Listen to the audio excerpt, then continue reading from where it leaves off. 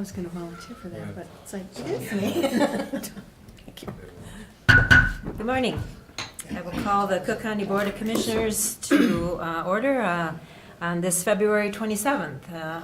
All rise for the Pledge of Allegiance, please. I pledge allegiance to the flag of the United States of America and to the republic for which it stands, one nation, under God, indivisible, with liberty and justice for all. We start our meetings with public comment, and usually we will give you 5 minutes. So we have Mr. Pandy. Good morning. Morning. Morning. I'm Joe Pandy. I'm the general manager of Arrowhead Electric Cooperative and CEO of True North Broadband. And I wanted to come to one of your meetings just to introduce myself and make myself available to you. I think I've met each of you individually, except Mr. Powers. Thanks. Joe Pandy. Brady Powers. Nice to meet you. Well, actually, we met quite a while ago. I'm Stacy Hawkins. And I just wanted to state that one of the cooperative principles is concern for communities, so that certainly embraces all of our Cook County service area. So if Arrowhead Electric or True North Broadband can be of any service to you, please let us know. Contact me directly and we'll try to help.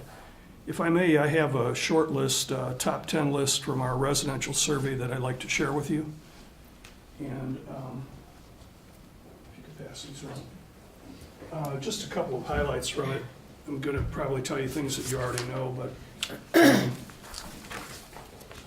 the survey indicates that over 70% of the homes in the county are owned and occupied by single-family owners. The age demographic of the county in our survey, which the survey was sent to over 1,400 residents, and we got 546 responses. So 37% response rate indicates that we have a 95% confidence level with a margin of error plus or minus 5% on these results that I'm showing to you.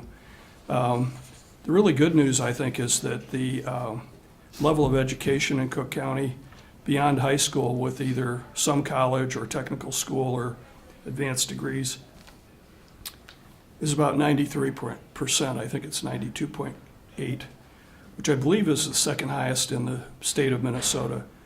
So we have a lot of really smart people living here. And I would put a plug in for the True North Broadband, high-speed broadband over fiber optic cable. Travels at the speed of light, which is 184,000 miles per second. I don't even know how they measure it, but it's great broadband. I've got customers who tell me it's better broadband than they get in the Twin Cities and in Chicago and other places. So I would offer that as a real economic development tool within the county. I think the Internet of Things and the jobs of the future are going to depend on the availability of high-speed broadband. So we ought to lock arms and promote that to the greatest extent we can. We're going to launch a new marketing campaign on that this spring, and it's really a great asset of Cook County. Be happy to answer any questions you might have of me. Any questions? That's great information. Thank you so much for doing that survey, and we'll look forward to other things coming from there. Thank you. We will as well. Thank you. Okay. Thanks. Anyone else for public comment?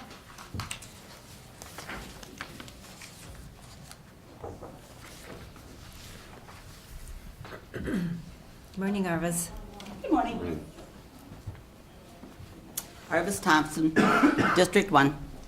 I wanted to come and let you folks know why I feel a passion about what I hope I'm trying to do, which is to get people excited about government and ask questions and watch where their money is going. When I started here, I worked for the county for 30 years, and I had a full-time job. And during that time, I also had part-time jobs. I thought it was interesting when I looked back at that my full-time job, I was in control of my office and what I did. my part-time job, I worked for the very people that I had control over during the day. And I made much less money, and I became very concerned about where my dollars were spent. And I'm finding myself even more concerned now about where my dollars are spent, because I look at the young people who are also working 1, 2, or 3 jobs in order to make ends meet, and they don't have the time to ask the questions. They would like to know the answers, but they don't have the time because they're working to try to make ends meet. So I am concerned about every dollar that gets spent. To that extent, I'm wondering about what's going on with the Hovland garage. And I may have some things kind of confused, and so I hope to eventually get some answers. But I understand that the garage was part of the budget. And at the time that it was presented, it was like $845,000 to put up a garage. And I asked the question about, is that what it's really going to cost? And the response from you guys was, well, that was a holding position. We had to put something in the budget to hold it. Well, now as I'm looking at a consent agenda, and I know I need to do much more reading about that, but my understanding was if an item was approved in the budget, it now becomes an item that can be approved through the consent agenda without having a lot of community input into how it all operates or comes about. I apologize for faltering, but I'm not real sure if I've got my information straight. What I want to do is just let you know that if you're going to do anything up in the garage in Hovland, and I know you've hired an architect or an engineer or someone to give you some advice, to please think about how you're spending my dollar. And if it's starting out at $845,000 as it was in the paper before the budget was approved, you know it's going to be $1.5 million. It just is the nature of the beast that you tend to do. I still want the question answered as to why that much money, why a new garage, where was the maintenance all the years it should have been on that garage to keep it up and running. My house was built in the 20s and it's still up and running. I do maintenance on it. Cannot garages and buildings be maintained so that they last more than 20 years? Thank you for being concerned about my dollar and the dollar of all of your constituents. Thank you, Arvis. Serves.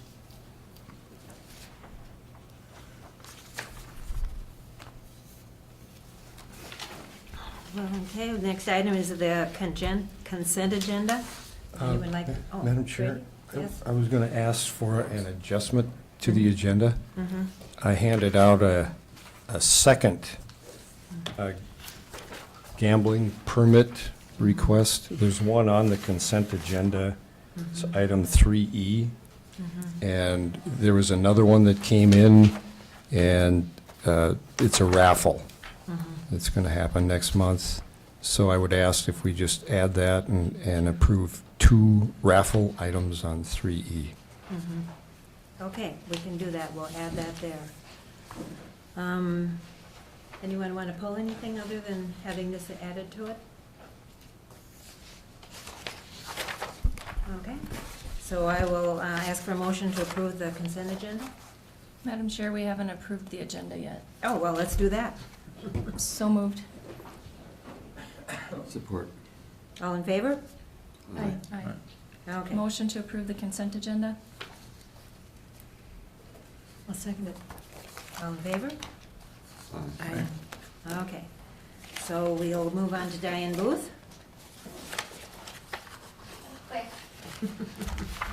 Good morning. Good morning. So I am here to, you have before you a couple of contracts with Meyer Group to provide architectural services for final design to architectural drawings and required bidding phases for both the warming house and the skating hockey rink. And I have forwarded those to Molly, and Molly, pending her approval by the end of the week, we would like to move forward with this project. Do you have any questions? Open it up for questions. Commissioner Severson? Thank you, Madam Chair.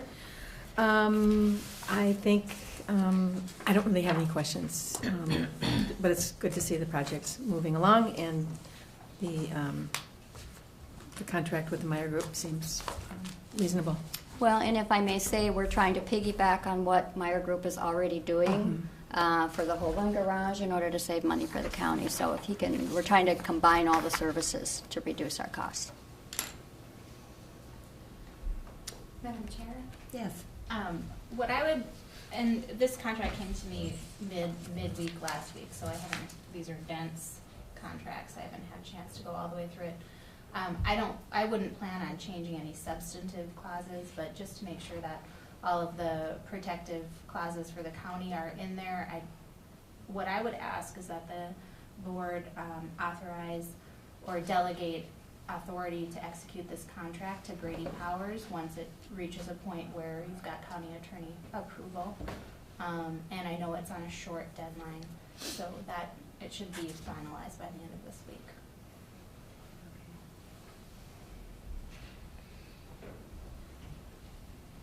Questions, Commissioner Burchett? No, thanks for your work on this and patience. Thank you. Yeah, been a long haul. And Myers is just looking at the whole big picture and giving us options.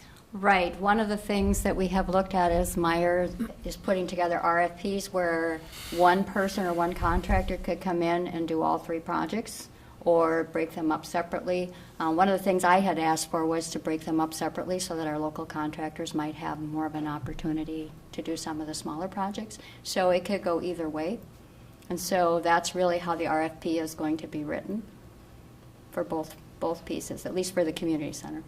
Just trying to clear up possible confusion in future public comments where people think that we're making a decision today to build something. We're making a decision today to put out a request to find out how much it will Correct. be and what we're going to build. Correct. Thank That you. is correct. I'm done. You're done. I've had some people contact me this week. Is everybody on the same page here, the hockey and Is everybody always on the same page? Well, I think- we're spending county money here. Is everybody on the same page? I've been getting, now the curling club wants to add a garage. We have some other possible funding issues here for So- some boards. So and- what my role is, and what the Community Center Board of Trustees' role is to work with all the groups and to try to make a good decision for everybody. And what happened about a week and a half ago is the curling club had requested if we're going to build this, would we look at putting a 6-foot by 8-foot space in there to store their scraper, I think it's, whatever it does, it Equipment. shaves the ice down because it has been stored in the old search and rescue building and someone stole the weight off of it and ruined the blades. And they're actually working on getting a new one. And so I said, we don't know if we can actually afford everything that the skating hockey group wants, but for preliminary look, we'll add it with the idea that if we're over budget, things will get cut. We have a budget, we have to stay within our budget. So that's where it sits right now. Is everybody happy with that? No, but we're doing the best we can to please the most number of people to make everything work. Yeah, I'm just making sure that. Yep. Because the hockey association's the one that came in here with the request, and they came and talked to us. And And the Hockey Association is one program out of that building. We also serve a lot of the skaters. We serve a lot of the teachers coming over with kids, so they are one program. And yes, we want to be able to do as much as we can for that program, but we also want to be able to serve all the other programs using that space. Yep. Okay. Commissioner Duker? Motion to approve delegation authority to Brady Powers after review of the county attorney. Is that what you need, Molly? Yeah, Yes. Okay. support. Any more discussion? All in favor? Aye. Aye. Thank you. Thank you. Molly? Thank you, Madam Chair. I have 2 items for the board.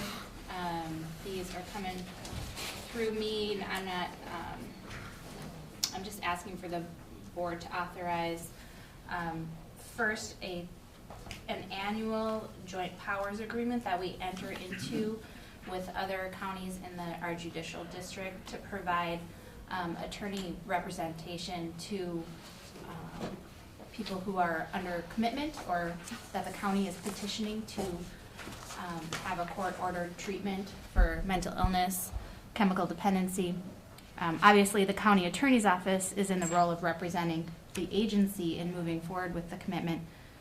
State law requires and court rules require that the patient or that the respondent in those petitions is also represented. We can't play both roles, that's a conflict. So we have a pretty good deal with the other counties to hire Frank Hughes to do that representation. He's an experienced attorney.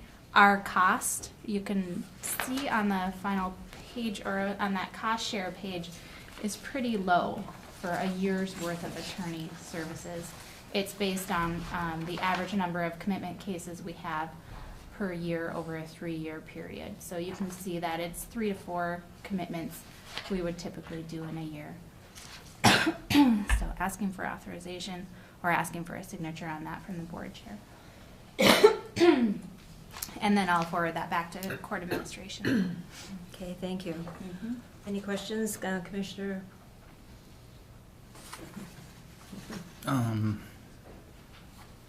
No, but I do think it's good that people do have good representation for themselves, so.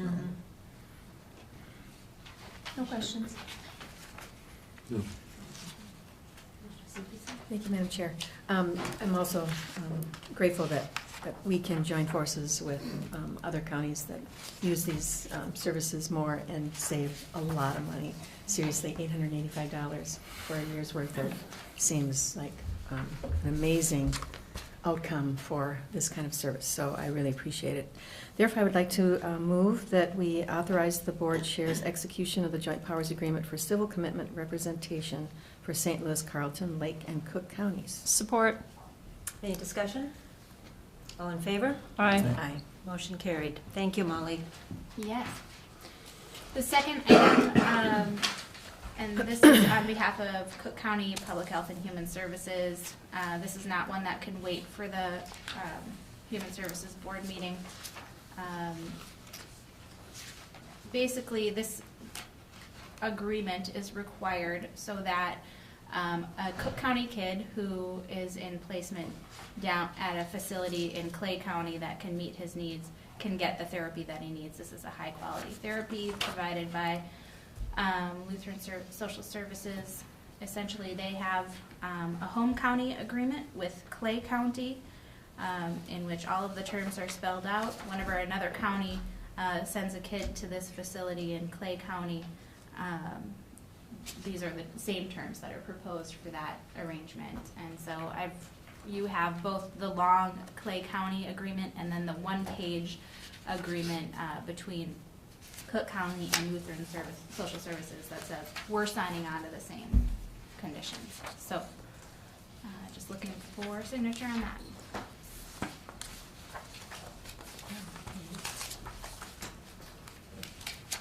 Any questions? Commissioner Severson? Thank you, Madam Chair. I don't have any questions. Again, we're making use of a multi-talented region, and I appreciate being able to do that. And so, yes, I'm absolutely in favor of this. Thank you. Okay. Commissioner Bershon? No problem, so. No questions. No questions? Motion to approve. I'll second it. Any other discussion? All in favor? Aye. Aye. Thank you again, Molly. Thank you. Okay, so we have Judy Hill with our new, Thank you. I'm pleased to introduce our new Cook County engineer, Kristen Foster. Yes, thank you. Thank you. Thank you. good morning, Kristen. Good morning, Madam Chair, Commissioners, colleagues, and members of today's listening audience.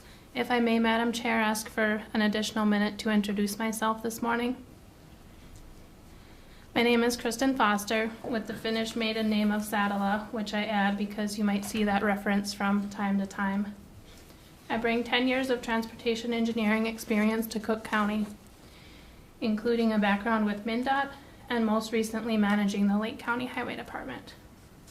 I earned a Master of Business Administration degree from the College of St. Scholastica in 2012 with a focus in organization development, and thank you for the opportunity to sit before you today. I look forward to learning more about Cook County's transportation system needs in the coming months, starting with a Gunflint Trail Road tour in the coming weeks and the public development of a long-range plan for Cook County's transportation infrastructure needs later this year. Next, I want to thank the Highway Department engineering and office staff and Administrator Cadwell for continuing to prioritize this critical infrastructure need of replacing the Highway 5 ski hill bridge at Lutsen Mountains. I couldn't be here as soon as today if not for the department's efforts, Erickson Engineering's expertise, and stakeholder cooperation in readying these plans for engineers' review. The engineer's estimate is within Cook County's planning level budget, and the Highway Department expects bid awards in April, which allows for a springtime construction start date. Pending contract execution, materials delivery timeframes, and Minnesota's unpredictable weather, Cook County expects completion of this project this fall. Administrator Cadwell and I met with Lutsen Mountain Corporations last week, and a mutually agreeable cost-sharing agreement for architectural lighting and other aesthetic bridge features will follow today's request. We're working with Lutsen Corporation to minimize their summertime business impacts by condensing allowable working hours for noisy activities, omitting weekends and the Friday of 99er weekend from the baseline project schedule, and the Highway Department is committed to keeping their management and other Highway 5 business owners informed throughout the course of this reconstruction project. If this project meets your approval, I request action to advertise this transportation sales tax funded improvement known as SAP 016605-005 as soon as possible. The project team expects to receive final plans before the March 13th County Board meeting. And with that, I'm open for any questions. Okay, thank you. And welcome aboard. Thank you. And just for the public, you'll be working here with us 2 days a week, is it? Yes, Madam Chair. The specific days will vary from week to week depending on where I'm needed, but I am committed to 2 days per week in Grand Marais at the Highway Department, in the engineer's office, same telephone number, and 2 days per week in Two Harbors. Okay. And I'd like to thank Lake County also for cooperating and working with us. So we'll open up for questions. Commissioner Deschamps. Welcome aboard, and this is something that I think we planned for in our transportation things, so we're ready to go on that. And then Kristen is coming to Grand Portage next Tuesday to meet with the National Park Service, the BIA, and the Tribal Council, and it's a big group of people to reconstruct our stone bridge, so we're pretty excited to bring her up there and meet the staff. Good. Commissioner Duggar? Welcome, and I'm glad he mentioned Grand Portage, so I didn't have to. It's more than Grand Portage, it's all of District 1, and Stonebridge has been a discussion since I was elected. So I'm glad to hear that we're moving forward on that, hopefully. And you might have some worse roads than I do. I don't know. It's a toss-up, but you'll find out when you drive on them, and I can't wait to take you for a ride on the Gunflint Trail. It's absolutely beautiful, but it does have some tweaks that it needs that will get resolved, and I have no issue with this, so on to you. Thanks so much for joining us, and I've served on the Highway and Safety Committee and so interview committee, and we're very pleased and fortunate to have someone like you that's willing to work with us, and also a special thanks to Lake County. So welcome. Hope it goes well. Severson? Thank you, Madam Chair. So I also want to echo welcome and really have a strong appreciation for your willingness to be here part-time and to be in Lake County part-time. And also want to give my thanks to Lake County for allowing this, and also a special appreciation for your what you bring to the table, including your organizational development, which I didn't know you had. That's an added bonus. A lot of engineers don't have all of those skills, so it's appreciate you being here.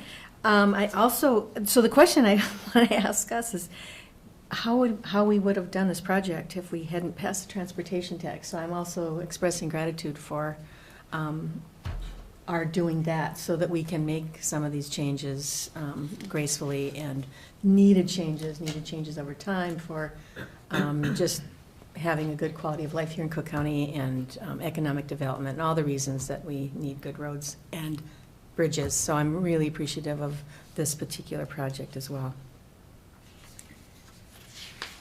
Motion to I was approve. going to say, was I the last one? Yes, Okay. I'll do it. You can second. I'll second. Any further discussion? All in favor? Aye. Aye. So this is requesting authorization for the bids to go out for the Ski Run Bridge, which we've been talking about for quite a long time, and now that we have monies, we can go for it. Commissioner Dukert. I'm not going to throw you under the bus, but public comment this morning was a question on our Hovland garage. And there's some confusion in the information. One, it's in the bond, not the budget, so it won't appear on a consent agenda, as was asked this morning. You weren't here, so the question was, why hasn't the maintenance been done? Well, because we haven't levied for it or asked the taxpayers to pay for it for the last 20 years, and so we're trying not to do that again. Hopefully that answers that question. And then, because it's in bonding, there'll be a public comment. Have you seen any of the paperwork on the Hovland and the hall on the other end? Yes, Madam Chair and Commissioner Dukirk, I am learning more about that project right after this meeting, actually. I'm going for a tour up there with Charlie Sawyer. Okay. So I will have more information on that next time I see you. Okay, thank you. Good. Thank you. Thank you. One more item. Okay, Judy. Okay, so the next action item, Kristen and I are asking that you approve the addition of a 4th engineering technician in lieu of an assistant engineer position. Just a little history, we've had the assistant engineer position open for quite a few years unfilled. And the last time we have recently interviewed for engineering technician position and found several qualified applicants. We did extend an offer to one applicant, and that was approved as a consent item. We also felt it would be best at this time to, in lieu of looking for an assistant engineer, is to open or request an opening for a 4th engineering technician. Okay. Any comments or questions? Commissioner Severson. Thank you, Madam Chair. This seems like a good solution. My question is, because I don't know what training and education is required for an assistant versus a tech. There's two different positions.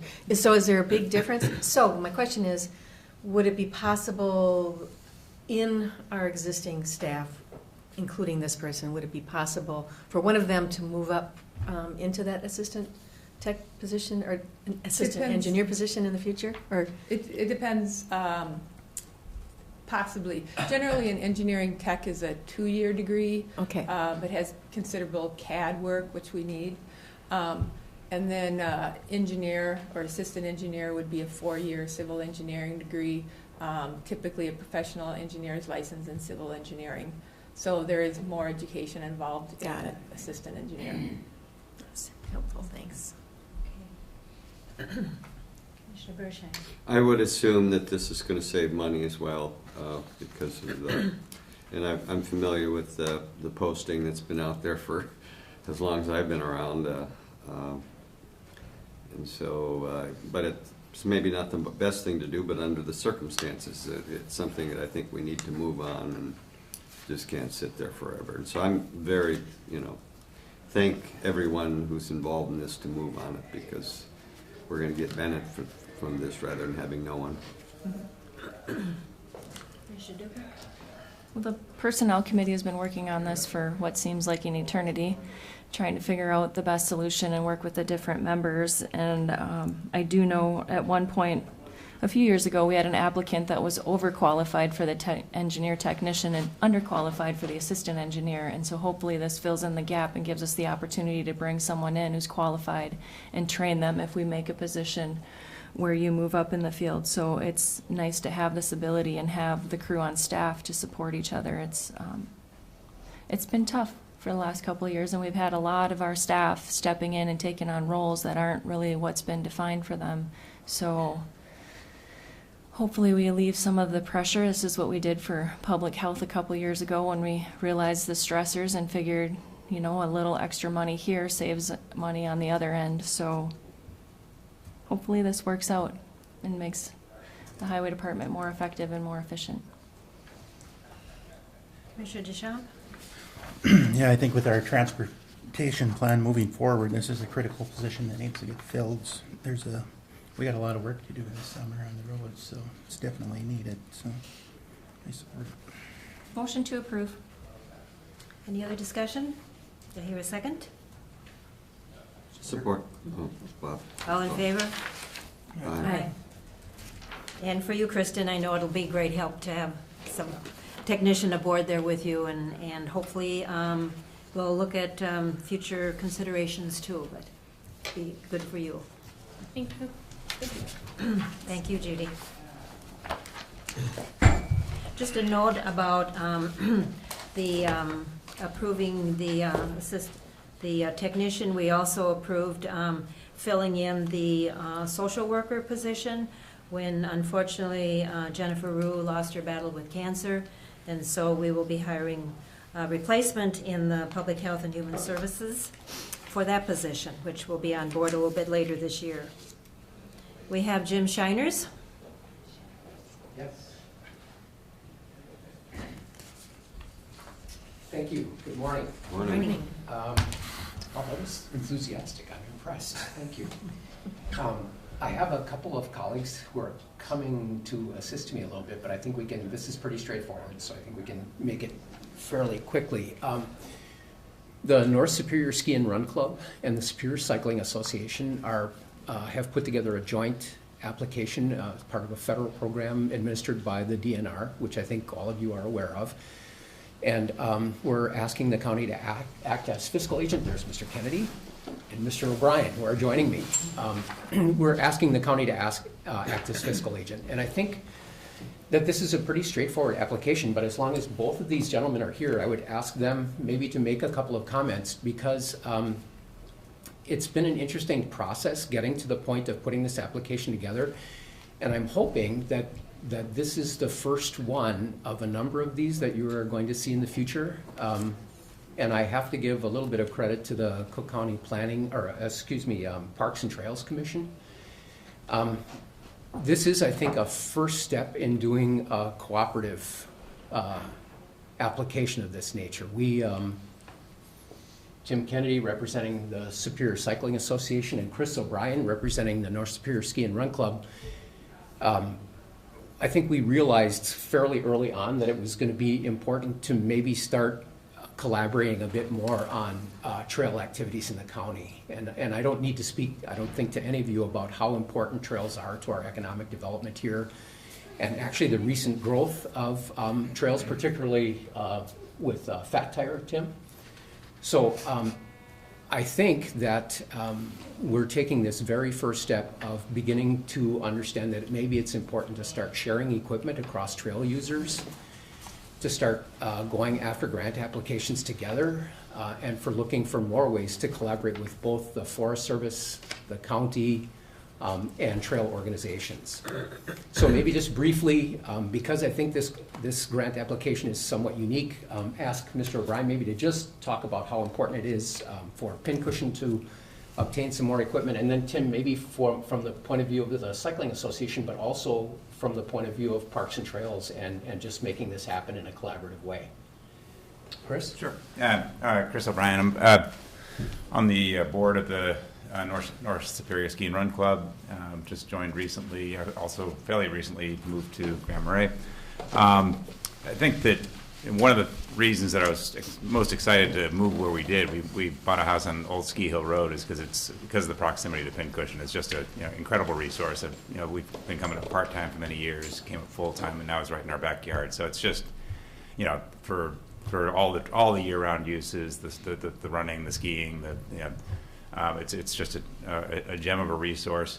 The Ski and Run Club has concentrated over the years on both supporting all those uses on the ski trails, including hiking in the summer and so forth. But in the wintertime, one of the things that I think is noteworthy is that there's been the Ski and Run Club has been sponsoring a lot of youth programs, and so we're seeing now, after sort of a period of where the trails have been falling into some disrepair, the participation rates were down. Suddenly this year we're seeing an uptick in the young kids ski program. Over 50 kids were signed up for that.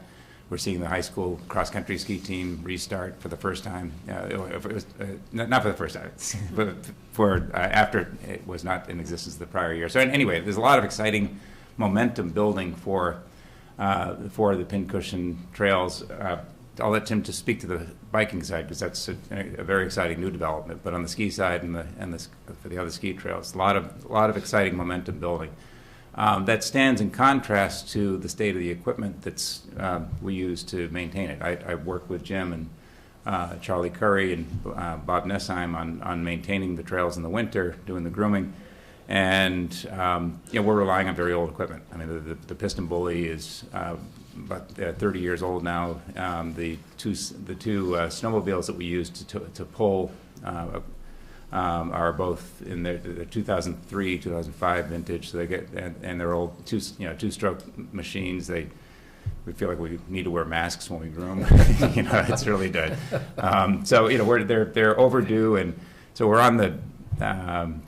And at the same time, the club itself is not funded to a level to really be able to bankroll. Certainly not a new piston bully, and even some of the equipment that we're applying for the grant for is out of reach. So, it's a pretty straightforward application. This is a first step in trying to replace one of the sleds. The equipment specified has a couple benefits. One, it's certainly can do everything that the sleds can do in the winter in terms of pulling the Ginsu, the combing and equipment to set up the trails for skiing. It can double in the summer as a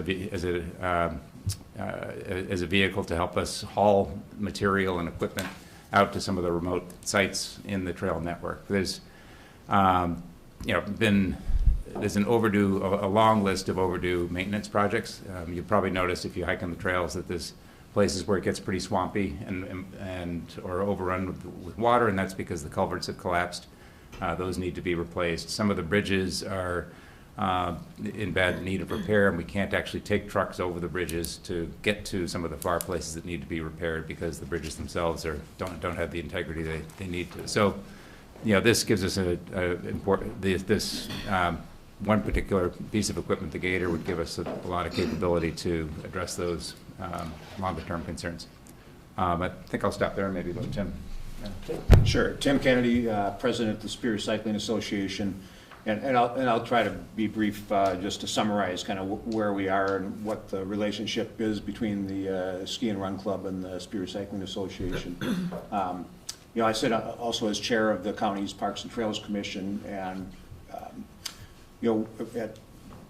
through the county trails planning process, it was identified that trail maintenance is one of the big issues that confronts almost all the trail user groups, and having proper and adequate equipment to maintain trails is really important. And last year I went to the North Superior Ski and Run Club's annual meeting, and Chris Haig, who's the president, was talking about their interest in pursuing an equipment grant, Federal Recreational Trails Program equipment grant.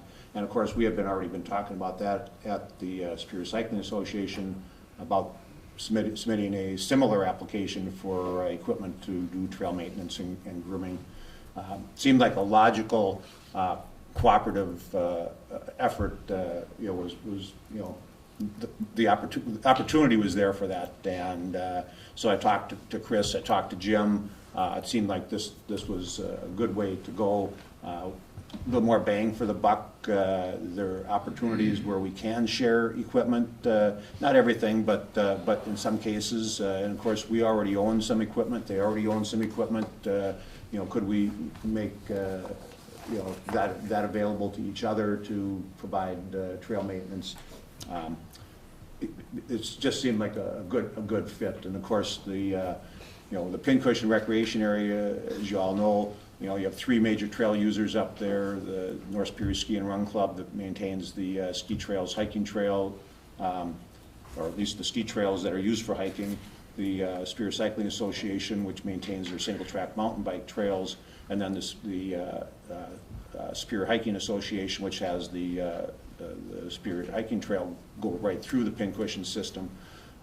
Last year we met for the first time, I think, at the site and talked about issues of commonality and concerns that we have, and I think that's the first time we've ever done that. So we're starting to, I think, see ways that we can work together and minimize conflicts, but also see ways that we can assist each other too. And this application for the equipment, specifically the bike club is looking for equipment that will help us maintain our trails, our single track trails at Pincushion, also at Britton Peak, and our future trails that we will be building. We're also working with the Lutz and 99er race folks to help with purchase equipment that would help maintain that race course trail, which is not part of our system, but is part of system of snowmobile trails, ski trails, roads, and whatever that still need a level of maintenance. So one of the pieces of equipment, the ATV that we're looking at buying with the pull-behind mowers and attachments, would be used for that work specifically. The Rokon two-wheel motorcycle would be used for winter grooming of our winter fat bike trails at Pincushion, and also would be used in the summertime to move materials to remote locations, because our trails are linear and are miles away from any place, anywhere to get. When we build boardwalks and bridges and things like that, we have to haul materials into the woods a long way as well. We need to get it out there. Hand carrying materials is a slow and tedious process. We've been doing that up to this point. We're going to get further and further away from our trailheads. So purchase of that piece of equipment is dual purpose: one for winter, one for summer maintenance and hauling materials. And then the other equipment that we're looking at purchasing is, basically power equipment, chainsaws, brush cutters, leaf blowers, and then miscellaneous hand tools, rakes, shovels, that kind of stuff, safety equipment and that. So our match we have available to us, it's it's already in our club account, so we have our 25% match to that as cash available to pay our 25% portion of that. Any questions? Thank you. Well, thank you, Jim and Chris and Tim, for that presentation. I've opened it up for discussion here. I'll start with Brady. Do you have any comments on this? No, just echo what they've said. It's long overdue. The volunteer population is aging up here too, I've noticed. I had a lot more energy. We could haul a lot more and cut a lot more by hand and 20, 30 years ago. It's good. Commissioner Deschamps? No question. No questions. Thanks for all you do. This is very important. I know other than hunting and fishing, it brought me to Cook County, Pincushion and some of the skiing. So, but I would like to also comment, with gratitude and appreciation that people are starting to realize that we can be far more powerful to work together. And so I know there's a lot of rugged individualism in Cook County, but we can get a lot more done if we work together and collaborate. So Great. that's a real good move. Commissioner Severson? Thank you, Madam Chair. So I heard today in several places in our meeting, though, that collaboration is really working here, and this is a good example of that. Even, like you said, Jim, it's the beginning. And I'm, because we have tons of trails here. I mean, I just see this as the beginning of something could be amazing. And I realize geographic proximity is an asset and a, not an asset, the opposite of asset. So it makes it more challenging. But I also, our first comment this morning was from Joe at Arrowhead Electric, and he talked about, he actually didn't really mention how much we are aging, but he did mention that we're smart. So this is an example of aging and smart. And I am really grateful for the community of people like you that do all these efforts. And I would say extraordinarily active for our age as well. So, we're extraordinary. And the smart piece is really shining through here with this request. And also just wanted to mention that, again, this is no cost to the county. This is a cost that you have raised in your clubs and as the match, and that the rest will be coming from this grant. So, great project. Thank you for bringing it forward. And with that, I would make a motion to accept that you go forward seeking this grant as proposed. Thank you. Support. Any further discussion? All in favor? Aye. Thank you very much. Thank you. Thank you.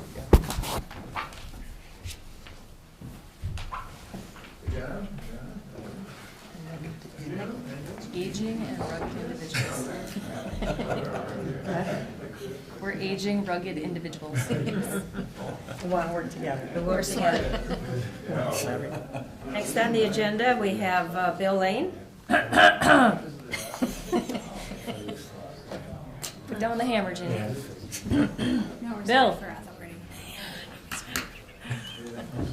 Too busy collaborating. Other people have prepared scripts. Morning, Bill. Good morning, Madam Commissioner, Madam Chair, Commissioners. Good morning. County Attorney Hicken. We had one item on the Planning Commission agenda on February 14th, and the rhetorical question is, what good is a business if you can't advertise that business? And in essence, that was the dilemma that was facing Skyport Lodge. Rochelle and Corey Christensen bought the business in 2015, and in the last couple of years have tried to reinvigorate the business. They're doing a great job. One of the shortcomings with that location, however, is the fact that access off of County Road 8 on Skyport Lane is about a third of a mile away from the business. So they initially approached Land Services about establishing a sign, but our sign ordinance, and specifically section 9.01A, requires an interim use permit in order to establish an off-premise sign. So the irony of all this is that the off-premise component of that location is Cook County land. And in fact, it's a 184-acre swath of land that includes the old airport and goes up to the southern boundary of the new airport. Highly influenced by hydrology. There's a lot of wetlands in there. And the old airport obviously has not been utilized since the abandonment. So we worked with the Christensens to bring this before the Planning Commission. We got agreement with the county, and the county and the Christensens signed a 10-year lease agreement whereby they would spend $240 a year for the right to retain that location for their advertisement display. Their sign permit is pending until we get the interim use permit in place. It was really an unassuming conversation at the Planning Commission. The business is the important part here, and advertisement obviously is an important component thereof. So discussions, questions were not really far-ranging or overly delving into the whys and the whats. Basically, it's to get the sign in place, and in the packet that I provided, they did provide just a rough approximation. It's going to be a relatively small sign, but it's going to be right at the intersection of Skyport Lane and County Road 8. So there wasn't really much debate or deliberation, and in fact, it was an uneventful process. But they did bring a recommendation for approval to the Board of Commissioners. I spoke with Rochelle yesterday, and they're aware of the process. They're very busy, or else I'm pretty sure they would have attended today. But it's one of those no-brainer assignments that we like to give to facilitating business, and especially in light of what can be a meddling ordinance involvement. But in this case, it works out well. County gets a little money, their business is announced and prominent in its location. So they ask that you recommend approval of this interim use permit. Okay, thank you. And the process, that's why it's here before the board, because it's gone through the Land Services and the Planning Commission. So we will start with questions or comments. Commissioner Severson? Thank you, Madam Chair.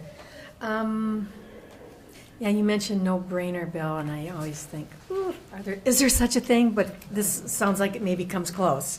Well, you just said I was aging and smart, so. Yes, that's true. And ruggedly which means you individual. use your brain. Yeah.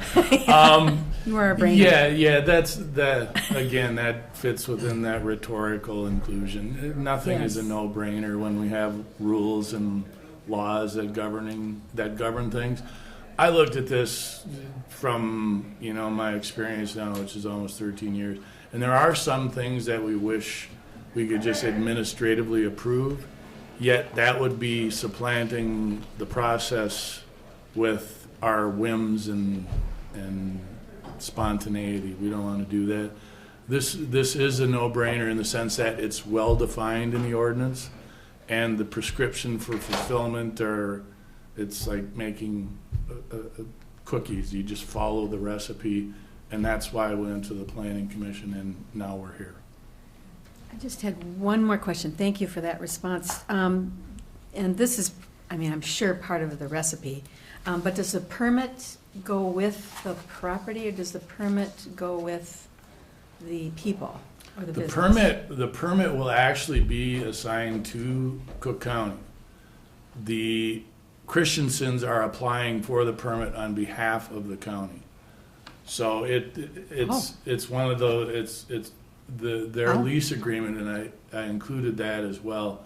It's like a 6-page document and I'm not sure if it goes into depth about the sign permit. The bottom line is that the Christiansens will be assigned responsibility for compliance. That doesn't fall on the county. So if they want to change anything, if they do something illumination-wise or otherwise, that is their responsibility. They will be responsible for any enforcement that comes from Land Services or other departments. Thank you. Commissioner Bershheim? Now, to further clarify that, if the Christiansens sold this, would the sign go with the sale of the property, or would the new owners have to reapply? At this point, that isn't stipulated in the conditions of the permit. I Now, noticed that. the lease, and Attorney Hicken might have better perspective on this, the lease agreement is for 10 years.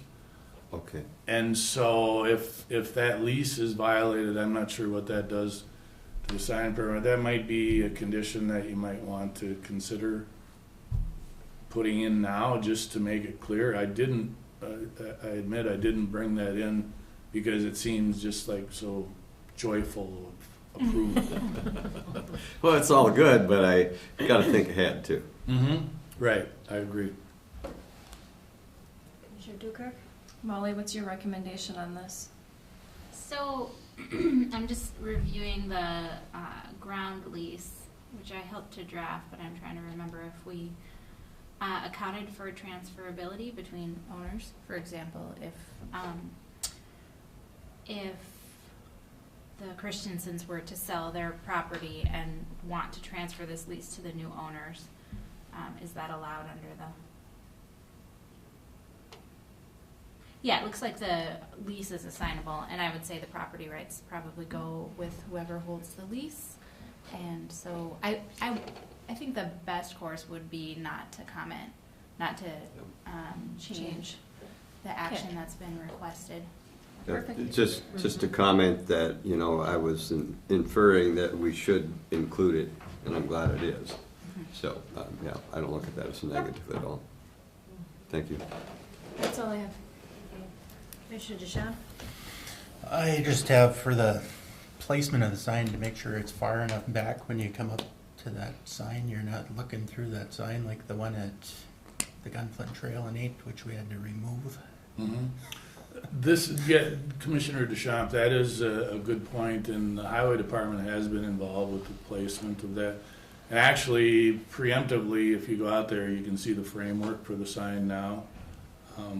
Once the Christensens were informed that they needed permits and stuff, they stopped construction. So, yeah, and that's well off the right of way, so even in a heavy snow year like we're suddenly experiencing, I don't think it's gonna be an impediment to sight or travel lines or anything like that. So it's a good tucked away spot. Okay, and 20 letters of notification were sent out, and there was one positive, so no conflict there. So I'm ready to entertain a motion. So moved. Second. All in favor? Aye. Thank you, Bill. Thank you. So Brady, you're talking about Firewise. Yeah, Madam Chair. We met again last week. We got bad news from the Department of Natural Resources. Their funding, because this money ultimately comes from the federal government, comes to states, and they were cut back dramatically this year. And we had requested, and you had approved, an application for $66,000 early in this month. And now the maximum that they can give us now is $20,000. And I'm trying to get a response here. It's possible that it could even be cut back to 15, but given the dramatic change, I wanted to ask a reapproval in the amount of $20,000 as the maximum that could be requested now. Well, questions or comments? Commissioner Deschamps? I think we need to be prepared for a lot of cuts coming down the line in the future, so. Yeah, and to put it in context, we received $134,000 last year. That was extraordinary. We hadn't gotten that kind of money previously, but 134 and then asking 66, we cut it way back, and now it's back to 15 or 20. So. They must be saving money to build the wall. I don't have anything.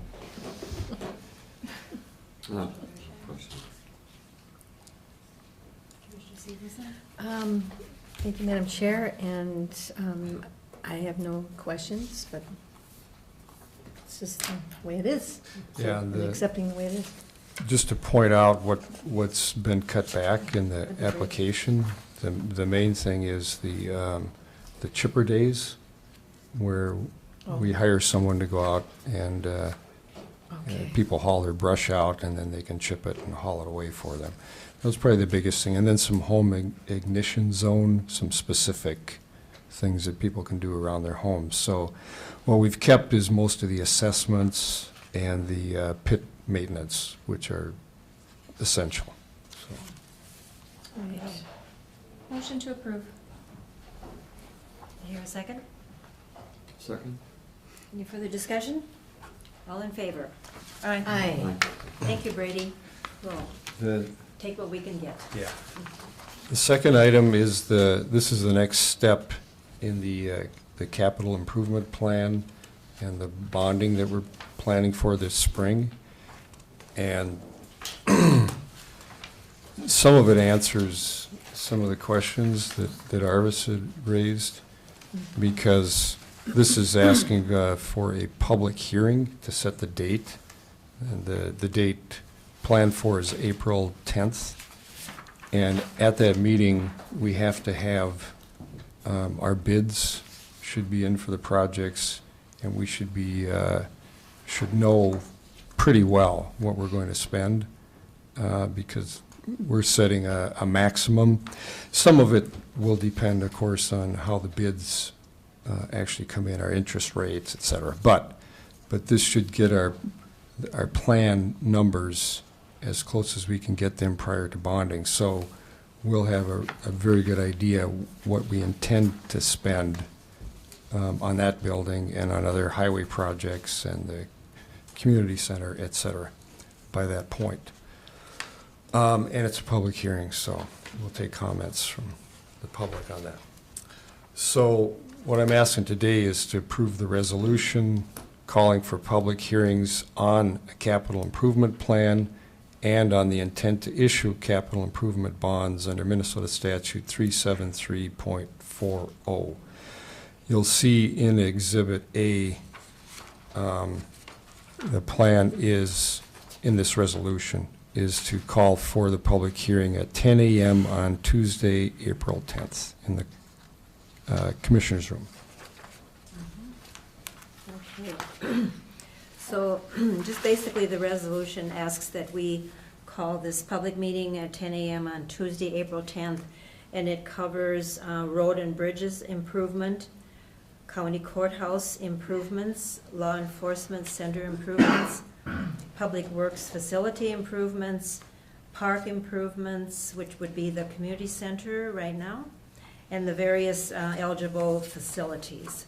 So that would be our resolution that we would need to pass. So we will add comments or questions. Commissioner Severson? Thank you, Madam Chair. Thank you for clarifying all of those things. It's helpful to have a big picture. Clearly, the public is concerned about this and wants to know, and they're asking questions.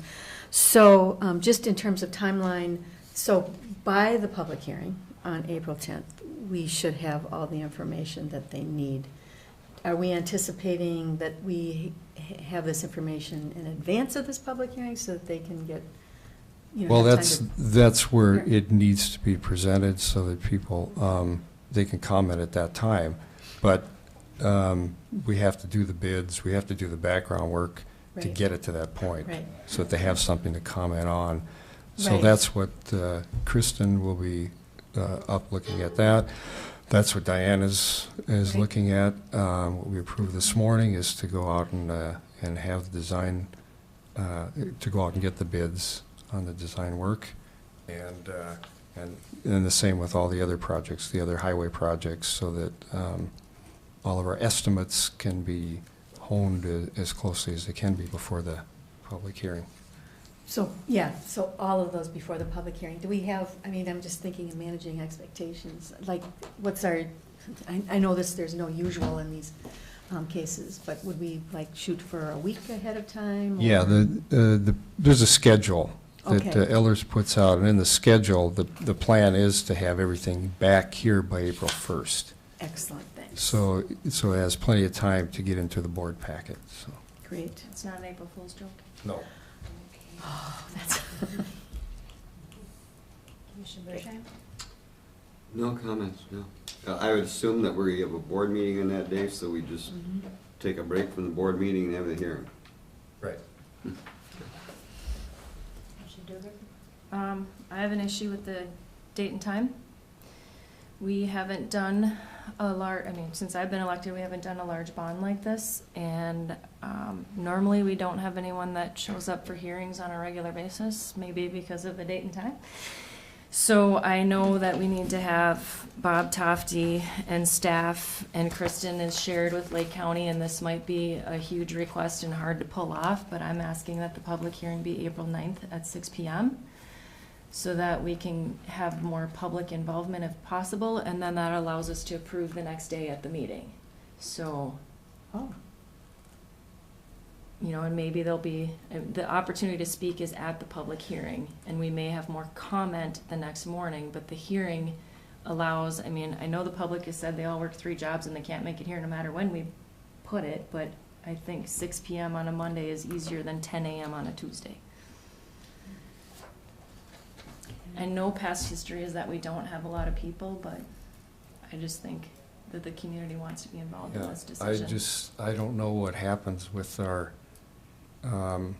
we do want our attorney, we want the financial people here. Can And I we- can't comment on their availability or any of that. Can we as of set this the moment. resolution to have 2 dates pending confirmation from all parties? So either, I mean, either it's the 9th or it's the 10th, just pending who we have confirmation. Is that allowable, Molly? So that the advertising can go out? Because we do have to advertise in a specific time, so we can't wait till our next board meeting to approve a hearing time. We'll be too late, right? Yeah. So could our motion be to approve this resolution pending verification of availability for either April 9th at 6 PM or Tuesday the 10th? I can't answer that question on such short notice.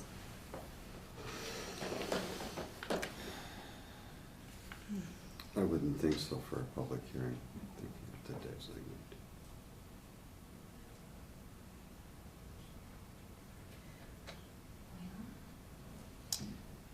We could still have a public information the night before and still have the hearing on April 10th, as long as we're willing to say we're gonna try our best to do that. Then I'm comfortable. That sounds reasonable.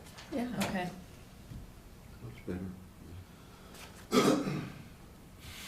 So the public hearing is their opportunity to make their official statement, and we'll have to be clear, because we haven't done it this way before. But I would really like the public to have an opportunity to weigh in. So if you guys are okay with supporting me and being available on Monday the 9th, just to have a community conversation, kind of like our Okay. committee of the whole, question and answer presentation, and then the hearing, our resolution will be the same. It won't be changed. So my question would be, and we would not expect our experts, Ehlers or Bob Tofty, No, if attorney, they to can be make there it, for this. because a lot of times they need to Yeah. travel the night Right. before. We do have blizzards in April. It could, So it won't be a formal that presentation. It could be that some of them are already here and they may wish to come or be available, so that would be a possibility. Okay. Yeah. Okay, thank you. Sorry, I like to throw a Yeah. dinger in there. That's, I totally agree with that. Do you agree with me? That's nice. Mark it in history. Okay, so we have that worked out, to have a public conversation on, yes, Bob?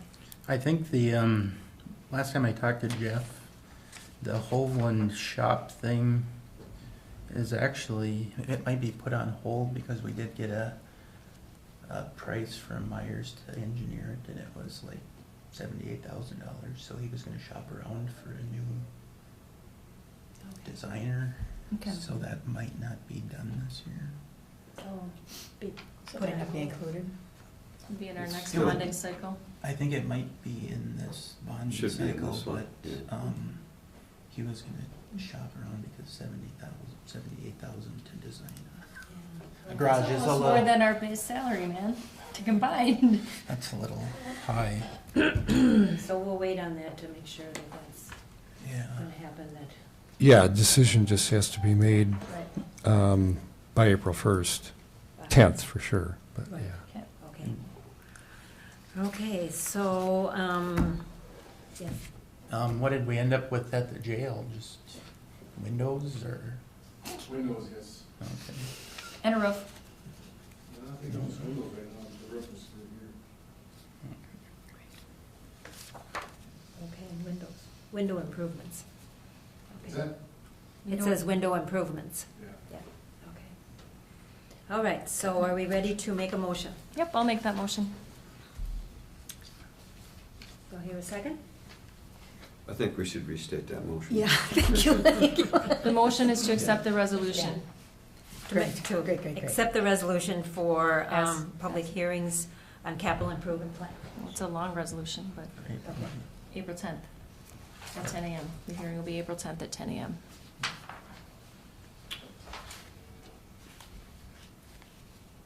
Any further discussion? Yeah, should we specify in the minutes the open meeting on the night preceding that? I was hoping we'd do that on the subsequent motion. Okay. Yep. Let's just, I'm sorry. if we could leave Okay. this one. Molly didn't want them mixed I together. did. Okay, thank you. Okay, so we're waiting for a second. I'll support. Any further discussion? All in favor? Aye. Okay. And then the April 9th, I would like to wait until our next board agenda so that the administrator and Brady have time to find out what Okay. parties will be available and if it's gonna actually work. It's a big dream. But Right. I know everyone's supposed to just do what we say, but that's not a reality. Okay. It'd be good if we could. Yes. Brady, if you could get that on the Yep. next agenda, thank you. Okay. Very good. Okay. So, we'll move right along, skip the break. Commissioner concerns, commissioner reports. Commissioner Dukert. I just attended Futures last week because I love driving back and forth to St. Paul every week.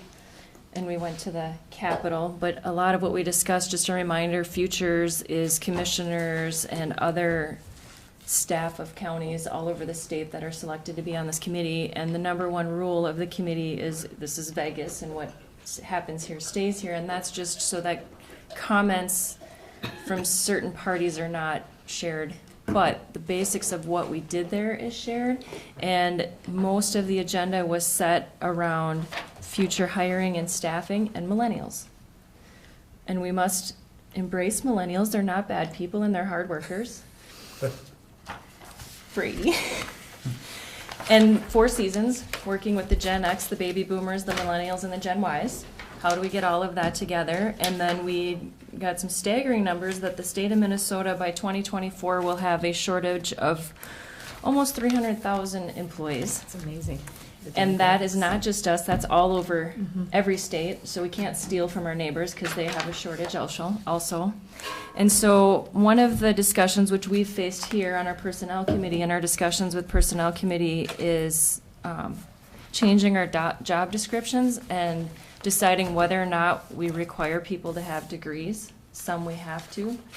And how do we do that? And what they said is that is the change, and that is the change for millennials, is that first it's your culture. You have to define your culture, which is your mission statement for most companies. Define your culture and define your character and hire for character. And when you hire for character, a lot of people when they work want to have meaning. And so that, we were trying to figure out that concept. What does that mean? And why do they leave? Well, it's because they feel like they've done what they came to do and we haven't given them anything else. And that's the culture and the character. They can have a meaning and accomplish it, but then they need a new meaning and a new purpose. I know it sounds like a lot.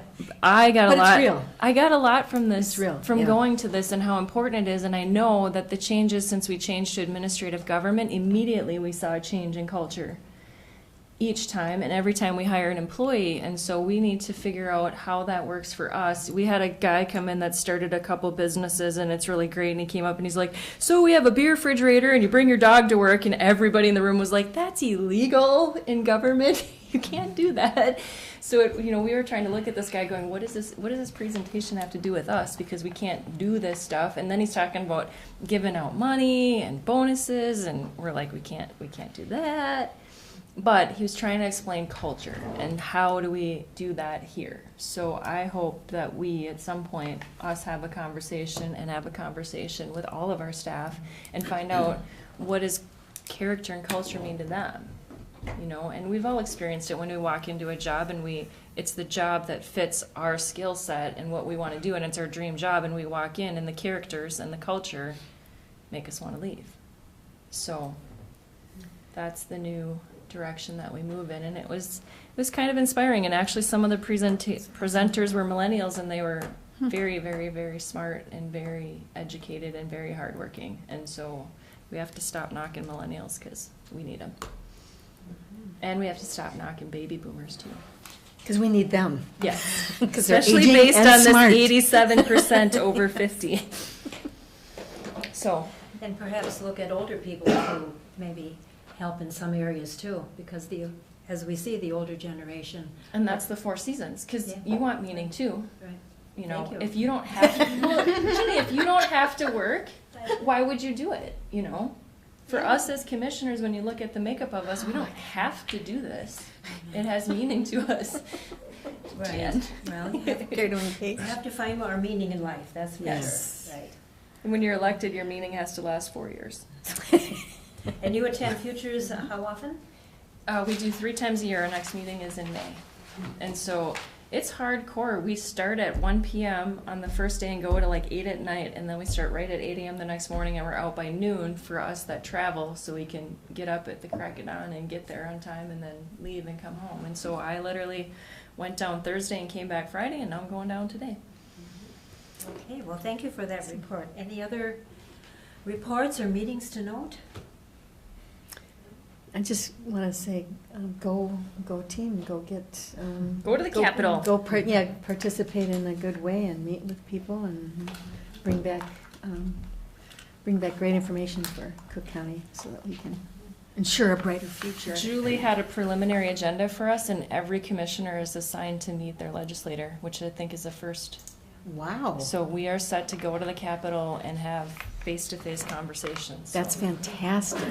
That's wonderful. Just a comment about our committees and boards that we attend. It came to my attention last week that I was still gung-ho about going to one of these.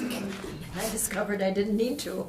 So Julie had made a new list, so just check it out. Make sure, I know you had a change with the Historical Society's name, but you're still attending it, so just check it over, make sure that you're on the list. Where is it? I made my own list. Oh. You have to remind me to remind you Okay. to check the list. So it's been emailed. So, Yes. but Yeah. it's, has it been Yes. updated since, oh, okay, Yes, so it's been it came updated. out today? A couple weeks ago. Yeah, so just Yeah, check it but out. that make we sure. were supposed to update that one, and then, my question is, are we getting a revision of our input from the Yes. first ones? Yes, It it should have should been be. on the one she sent See? a couple weeks ago. The long of yours. Yeah, so just No, check it out. That's not, doesn't have the ones I recommended. Oh, well then, you can check your list and Okay. then make sure we get another list. And Commissioner Deschamps? Next Wednesday, me and Kristen will be at the Capitol for Transportation Day at the Capitol. Good. Good. Thank you. Okay. So you like to go to St. Paul too? I used to go there 6 days a week. so. And Commissioner Severson will be on WTIP. Yes, they will. Okay, thank you. Do I hear a motion to adjourn? So moved. Second. We are adjourned. Thank you.